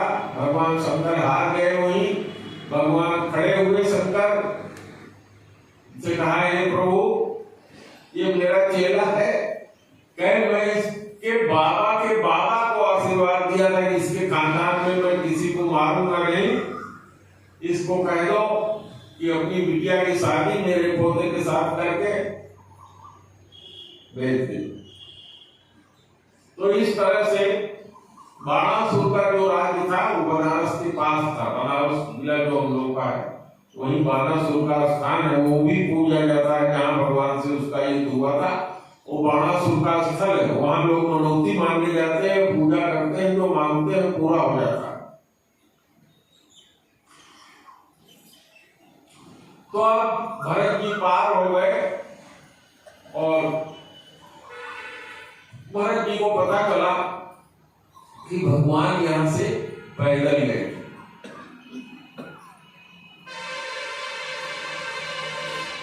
आप सुर सरहि कीन प्रणाम, सुमिरे लखन सहित सिय राम।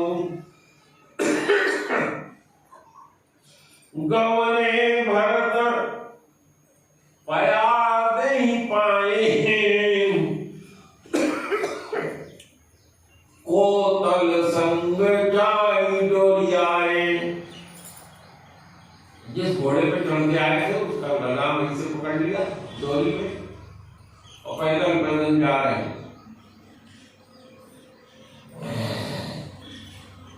कहीं सुसेवक बारहि बारा, होई नाथ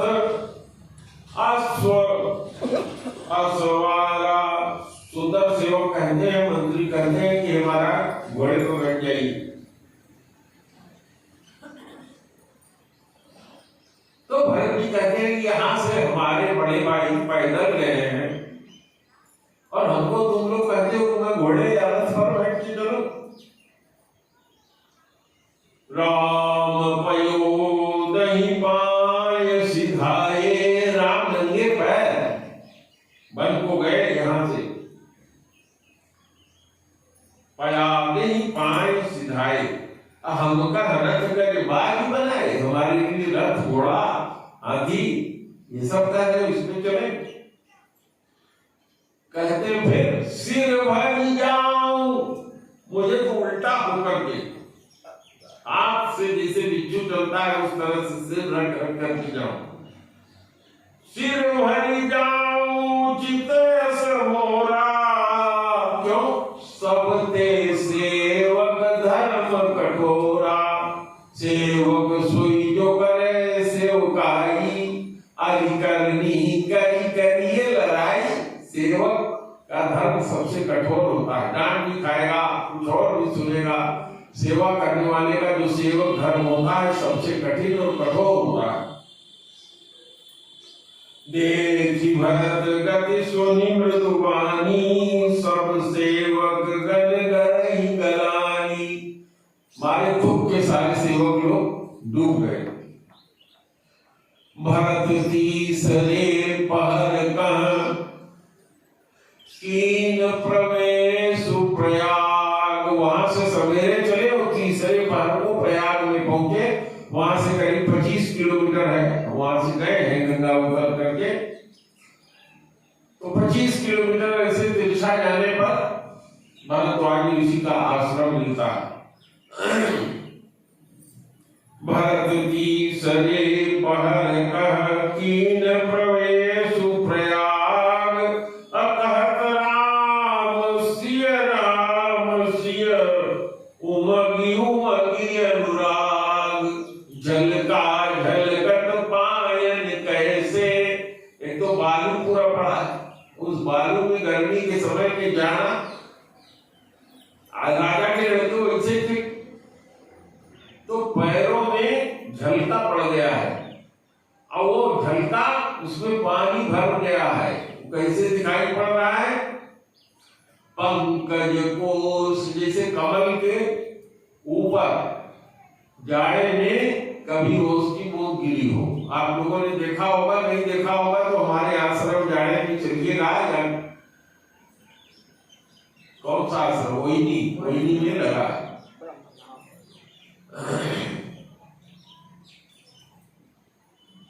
भरत प्रयाग ही आए आजू भय दुखित सुनि सकल समाज। दुखी चक्रवर्ती राजा थे, प्रयागराज में उन्हीं के हाथ में था प्रयाग। यहाँ पहली बार यज्ञ किया था ब्रह्मा जी ने, वो है प्रयाग।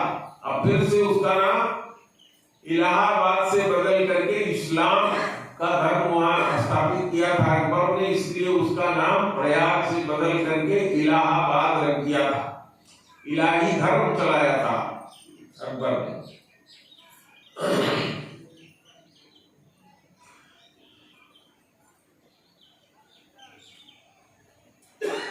देखत श्यामल धवल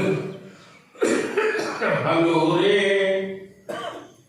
पुलक शरीर भरत कर जोरे। अब गंगा जी ऐसे आती है, ऐसे घूम के ऐसे चक तिरछा चंद्रमा की तरह से ऐसे घूमते हुए फिर प्रयागराज में जाती है, फिर ऐसे घूम करके फिर उत्तर दिशा पूर्व हो जाती है, फिर बनारस के लिए जाती है, मिर्जापुर होते हुए।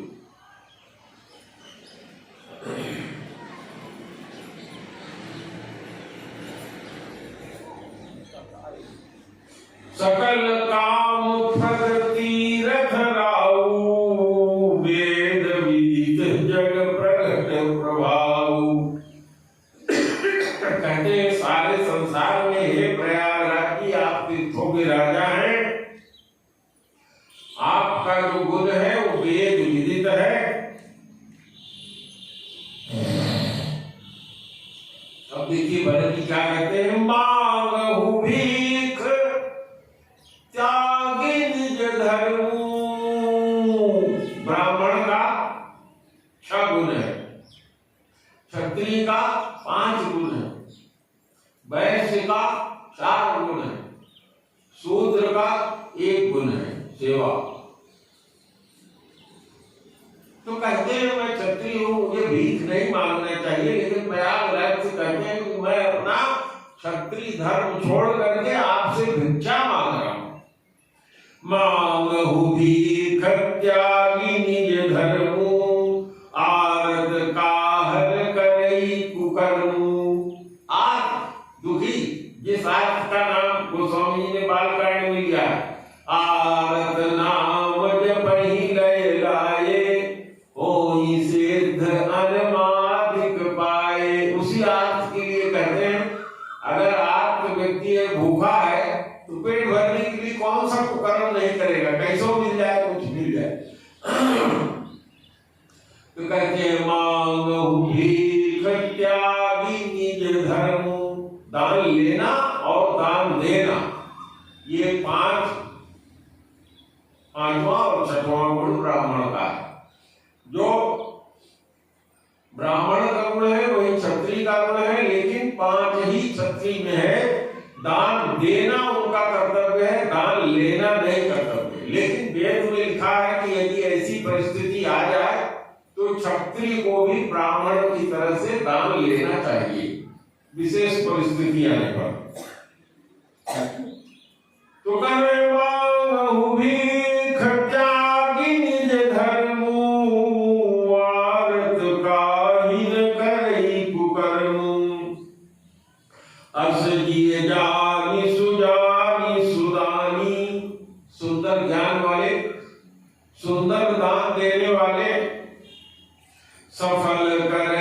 जग जाचक बानी। आप संसार में जितने मांगने वाले हैं सबका मांग पूरा कर देते हैं। इसलिए भरत जी कहते हैं, क्या कहते हैं प्रयागराज से? गंगा जी से नहीं कहते हैं, प्रयागराज। प्रयागराज तीर्थ है। बालकांड में ही गोस्वामी जी ने प्रयागराज का वर्णन किया है ना?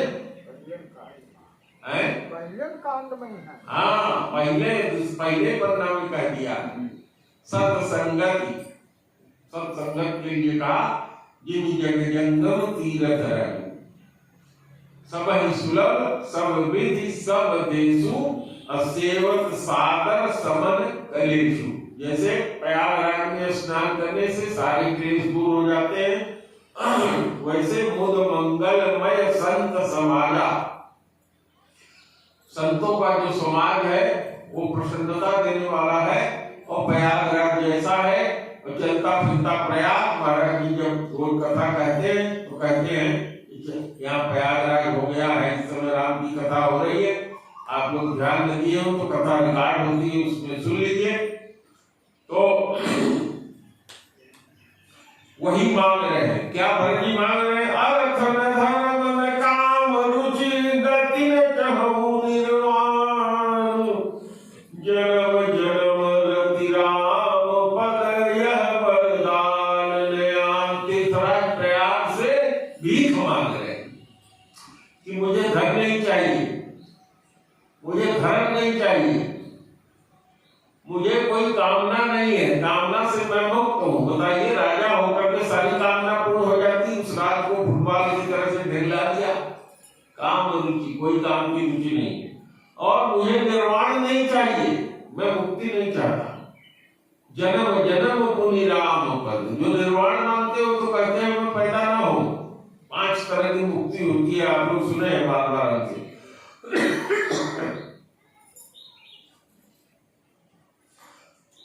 प्रयागराज से क्या कहते हैं?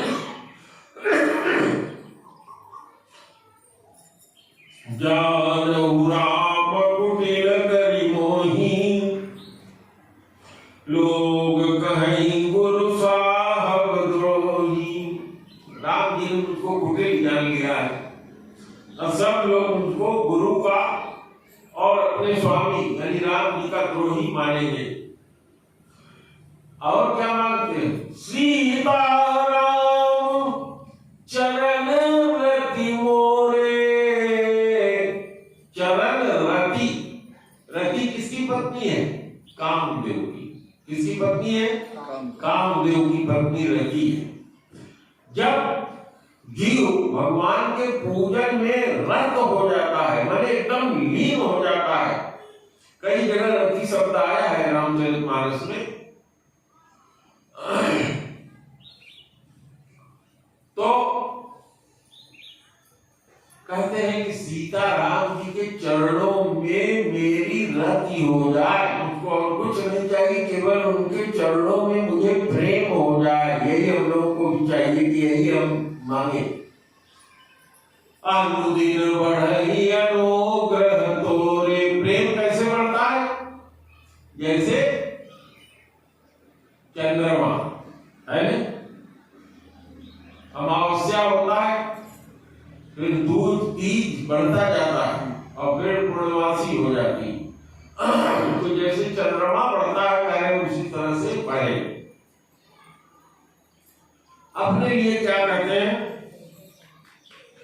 जलदु जन्म भरि सुरत विसारऊ, जाचत जल पविपाहन डारऊ। चातक रतनी घटे घट जाई, बढ़े प्रेम सब भांति बढ़ाई। देखिए, प्रेम की परिभाषा यहाँ कर दिया, भक्ति की परिभाषा कर दिया। जो बादल होता है आसमान में, चातक की सुधि उसको थोड़ी ना होती है। चातक एक पक्षी होता है। आजकल सवेरे जब हम लोग दादा के साथ टहलने जाते हैं तो सवेरे वो बोलता है, पी कहाँ सवेरे 4 बजे और इसी तरह से करके आवाज लगाता है। तो कह रहे हैं कि जलद जन्म भर सूरत विसार, वो इसी तरह से पी करता रहता है। और जब स्वाति नक्षत्र रहता है तो बिल्कुल मुंह खोले बादल की तरफ बैठा रहता है। बरसात के समय में स्वाति नक्षत्र रहता है और मांग रहा है वो जल।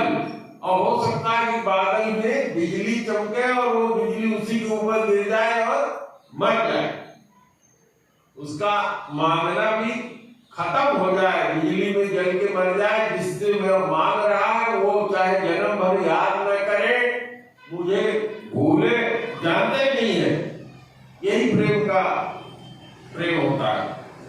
अचातक रटनी घट जाई। हो सकता है चातक जो पीता करता है उसकी बोलना घट जाए, लेकिन भरत जी कहते हैं कि मेरा प्रेम रोज बढ़ता है।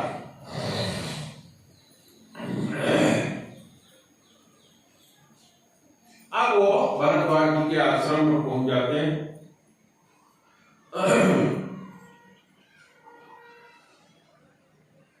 अभी भरद्वाज जी के आश्रम का नहीं, बीच में भी कुछ प्रसंग नहीं सुना देता हूं। जब त्रिवेणी किसी इस तरह से मांगते हैं तो त्रिवेणी जी भी कहते हैं, भरत बचन सुनि माझु त्रिवेणी।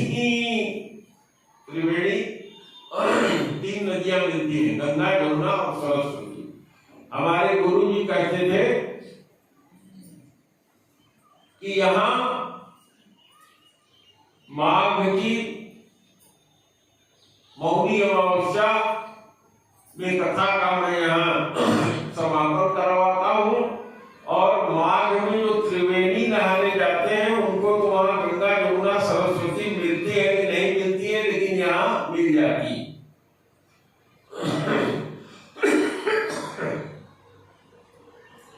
तो त्रिवेणी जी में एक आवाज निकलती है, सब लोग सुनते हैं, भरत बचन सुनि माझ त्रिवेणी, भई मृदुवाणी सुमंगल देनी। क्या बनी? तात भरत तुम सब विधि साधु, राम चरण अनुराग अगाधु। हे भरत, तुम सब प्रकार से संत हो, सब प्रकार से साधु हो, और तुम्हारा कितना प्रेम है राम जी के चरणों में अगाध है। यही बात जनक जी कहते हैं अपनी रानी से कि भरत और राम का जो प्रेम है, राम भरत को जानते हैं, भरत को राम जानते हैं। उन राम के अतिरिक्त कोई भरत को जान नहीं सकता, भरत के अतिरिक्त कोई राम के मन की नहीं जान सकता।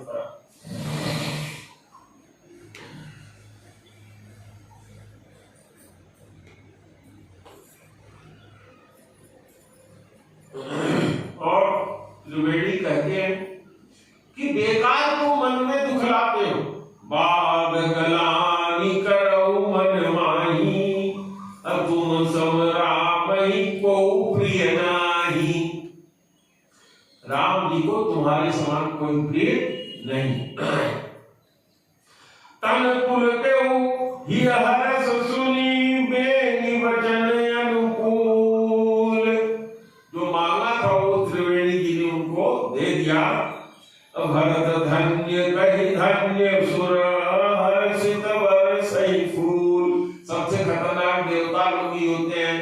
देवता लोगों की पूजा करो, तुम्हारा जब तक पुण्य होगा तो उनको फल देते रहे। जिस दिन तुम्हारा पुण्य खत्म, वो देवता दुश्मन हो जाएगा। और पुण्य अगर ज्यादा हो गया तुम्हारा, तो भी देवता दुश्मन हो जाता है कि हमारी गद्दी अब छीनने वाला है। तो देवता लोग बड़े हरामी, उनको किसी का गुण और कोई चीज अच्छी नहीं लगती।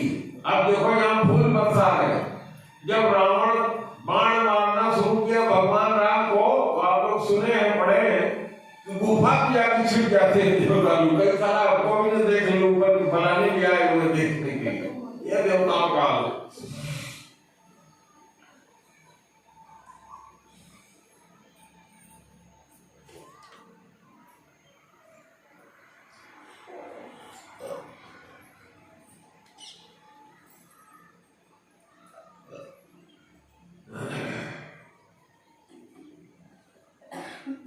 अब भरत जी भरद्वाज जी के हम पहुंचते हैं।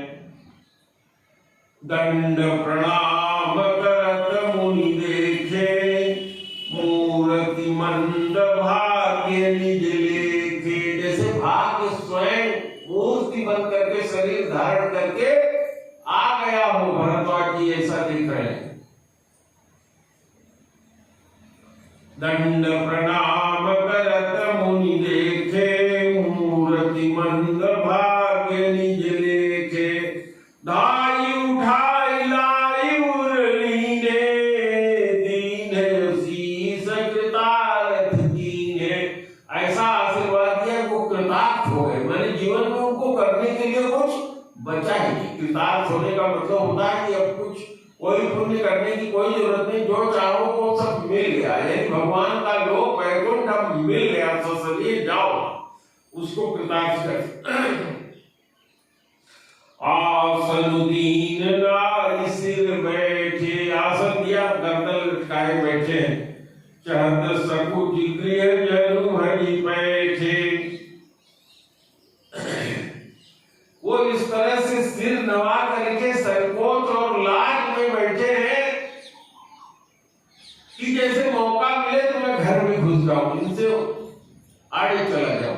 इस तरह से शर्मा रहे हैं कि मेरे कारण ही राम को बर्बाद हुआ, राम भी यहाँ आए। अब भरद्वाज जी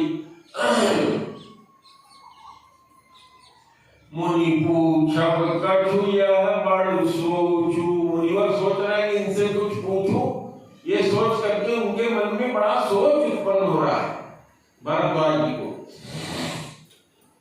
बोले ऋषि लख सील संकोचू, भरत जी का सील और संकोच देख करके बोले ऋषिवर, क्या कहते हैं? सुनहु भरत हम सब सुधि पाई। ये भरत मैंने सब जान लिया है, सब सुध है हमको, क्या क्या तुम्हारे यहाँ हुआ, क्या हुआ। विधि कर तब पर कछु न बसाई, तुम्हारा उसमें कोई दोष नहीं है, तुम्हारी माँ का भी दोष नहीं है, वो विधना का ही कर्तव्य है। तुम गलानी ये जनि करहु, समझ मातु करतूत, अपने माता की करतूत जान करके तुम अपने मन में दुख न लाओ। तात की कहीं दोष न हो, कह रहे हैं बेटा इसमें कहने ही का कोई दोष नहीं। गई गिरावती धूत,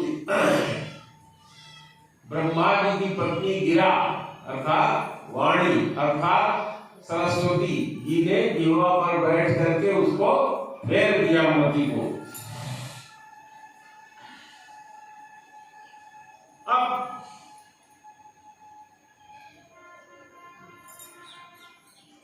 रात होती है, भरद्वाज जी तो बहुत बड़े ऋषि हैं। अब वो कहते हैं, बहुत बातें उनसे होती है, उस पर सब मैं नहीं जाऊंगा क्योंकि अब कथा समाप्त करने का समय है, 10 मिनट ऊपर हो चुका है। भरत जी कहते हैं, महाराज जी ने भी ये चौपाई दिया था, तुम कह भरत कलंक यह हम सब कहा उपदेश। हे भरत, जिसको तुम कलंक सोच रहे हो हम लोगों को उपदेश हो गया। क्यों? क्योंकि अगर तुम्हारी अम्मा उनको बनवास नहीं मांगती तो हम लोगों को दर्शन मिलता नहीं मिलता। राम भगत रस सिद्ध हित भाय समय गणेश। श्री गणेश हो गया, राम जी की भक्ति का उनको देख करके सिद्धि प्राप्त हो गई, मिल गई सब।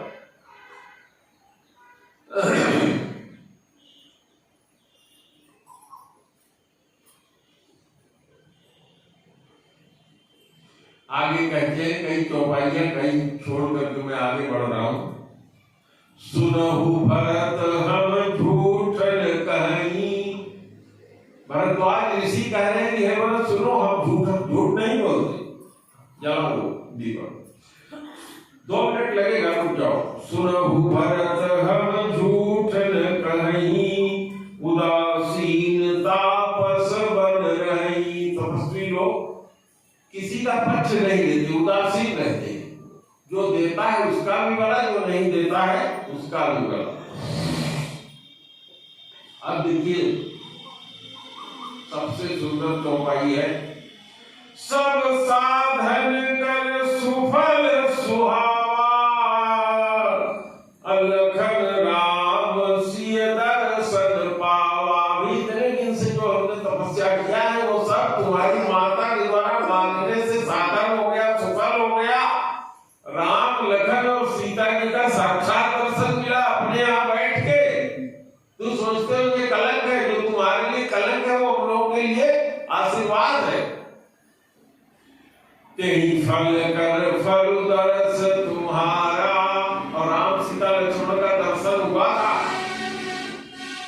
उसी का फल है, उसका पुण्य है कि जो तुम्हारा दर्शन हुआ है भरत। तेहि फल कर फल दर्श तुम्हारा, सहित प्रयाग सुभाग हमारा। प्रयाग के वासियों, तीर्थराज प्रयाग और हम सब लोगों का ये सौभाग्य है।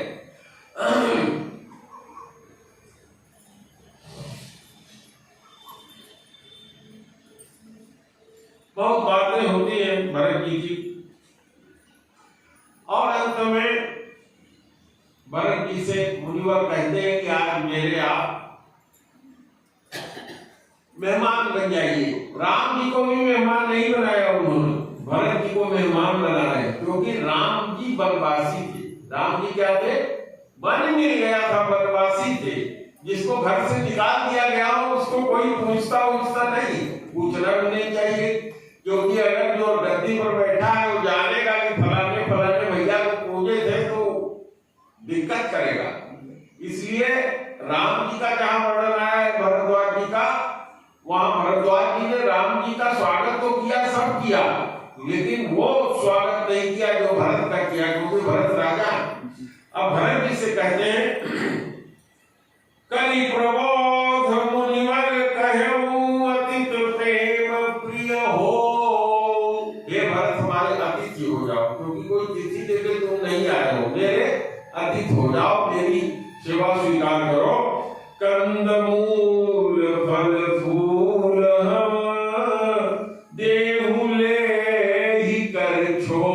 प्रेम करके कंदमूल फल हम दे रहे हैं। अब भरत जी को संकोच हो रहा कि आज तपस्वी के घर पर ये कह रहे हैं कि मेरे क्या हो जाओ, मेहमान हो जाओ। मेहमान वाली भाषा समझ में आ जाएगा, अतिथि हो जाओ। तो सुनि मुनि वचन भरत ही सोचू, भयउ कुअवसर। तो बड़ा कुअवसर हो गया, तो प्रयागराज जी से मांगा, दूसरे ब्राह्मण, इनको हमें देना चाहिए, तो कह रहे हमारे अतिथि हो जाओ।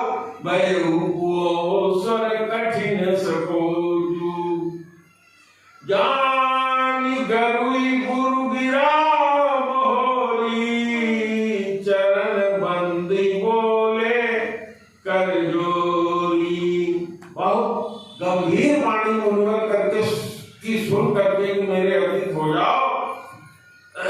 उनके चरणों की वंदना करके हाथ जोड़ करके भरत जी कहते हैं, सिर धरिया सुख करो तुम्हारा। जो आप कह रहे हो मेरे सिर माथे पर रख करके मैं आपकी आज्ञा का पालन करूंगा। परम धर्म यह नाथ हमारा। ये मुनिनाथ, ये मेरा परम धर्म है। भरत वचन मुनिवर मन भाए, सुचि सेवक शिष निकट बुलाए। भरत जी का वचन सुन करके मुनिवर बड़ा प्रसन्न हुए, अपने सेवक शिष्य सबको बुला लिया। चाहिए कीन्ह भरत पहुना, यहाँ कहते हैं पहुना आए, दामाद को यहाँ पहुना कहते हैं, नहीं? चाहिए कीन भरत पहुनाई, कंद मूल फलयान हुजाई। अपने शिष्यों को, सेवकों को कहा जंगल से जाके कंद मूल फल ले आओ। सब उनके शिष्यों ने कहा जो आज्ञा दो देव। भले ही नाथ कही दिन सिर नाये, अप्रमुदित निज निज कहा सिखाए। अब जो मैं कहना चाह रहा था इसी की बात बंद करूंगा। मुनि सोच रहे कैसा पाहु ने जिसको मैंने देवता दिया, अभी तो कह दिया कंदमूल फल दे रहा हूं उसको प्राप्त करो, लेकिन तो उनको होश आया कि जिसको मैंने पहुना बनाया है वो राजाओं का राजा, चक्रवर्ती सम्राट है, यहाँ का महाराज है, जिसके अंदर में मुझे मैं भी हूं। मुनि सोच पाहु न बड़े देवता, मुनि सोचने लगे बहुत बड़े पाहु को देवता दे दिया है। अतसी पूजा चाहिए जस देवता, जैसा देवता होता है वैसी उसकी पूजा होती है। साधारण देवता है नहीं इनकी ऐसे पूजा करो। तो अब क्या करते हैं, अपनी तपस्या से रिद्धि सिद्धि को प्रेरित करते हैं। रिद्धि सिद्धि कौन है? गणेश की पत्नी सब कुछ जुटा देती है। सुनी रिद्धि सिद्धि अनुमादिक आई, अणिमा गरिमा लगिमा नाम की सब सिद्धियां, यह क्या प्रकट करता है? गोस्वामी जी लिखते हैं इसका मतलब कि ज्ञानी और योगी मार्ग, योग मार्ग के चलने वाले भरद्वाज जी थे, क्योंकि यह सिद्धियां भक्त को भी मिलती है, लेकिन भक्त के सामने जब सिद्धि आती है तो भक्त कहता है अरे तू बेश्या। सिद्धि जब आती है कहती है भगत से, भक्तों के मुंह से निकली हुई बात भी सही होने लग जाती है। रिद्धि सिद्धि प्रेरणा वो बाती, लेकिन वो कहते हैं भाग जाए यहाँ से, मेरे सामने ले आओ, क्योंकि भक्त जो चाहता नहीं। इसीलिए भरद्वाज जी रामचरितमानस जब शुरू करते हैं तो पूछते हैं कि राम कौन है? राम कवन प्रभु पूछूं तो ही, राम कौन है प्रभु मैं पूछ रहा हूं। अपने गुरु से कहते हैं, अगर गुरु से न पूछा जाए तो किससे पूछा जाएगा? भरद्वाज जी पूछ रहे हैं किससे? याज्ञवल्क्य जी से। इस रामायण में 3 जगह कथा कहने वाले हैं। याज्ञवल्क्य जी कथा सुना रहे हैं भरद्वाज जी को, भगवान शंकर कथा सुना रहे हैं पार्वती जी को। जो कथा भगवान शंकर ने पार्वती जी को सुनाई थी वही कथा भरद्वाज जी ने याज्ञवल्क्य जी से सुनी थी, और वही कथा गरुड़ जी ने काकभस्मी जी से सुना था। पहले उन्होंने काकभस्मी को दिया, और काकभस्मी के खुद शंकर जी हंस का वेश धारण करके बहुत दिन तक वहां रहे और कथा सुना।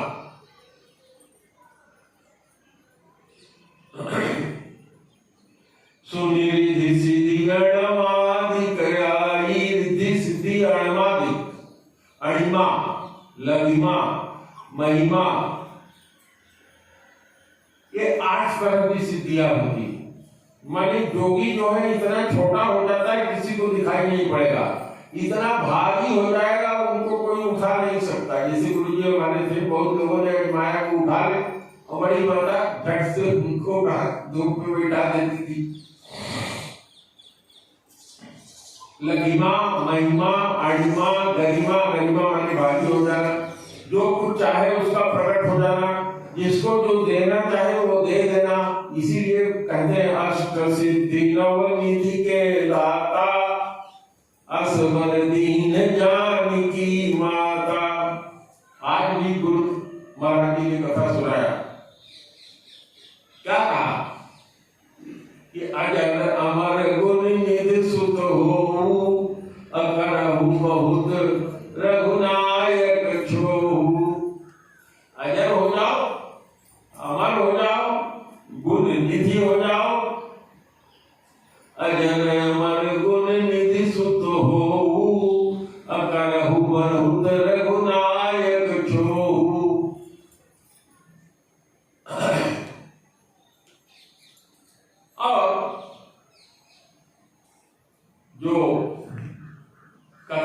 लोग हैं, वो नाना भांत राम अवतार, भगवान राम का अवतार नाना भांत की है, और संत लोग उसको भांति भांति से उस कथा को कहीं सुनाई बहुविध सब संता। जो अभी नरहरि वाली बात हुई थी, नर रूप में जब हरि आए हो तो कोई उसको नरहरि माने वो ले लेता है, नरसिंह भगवान नरहरि, और दूसरा नर रूप में जब हरि आए अर्थात राम है ना।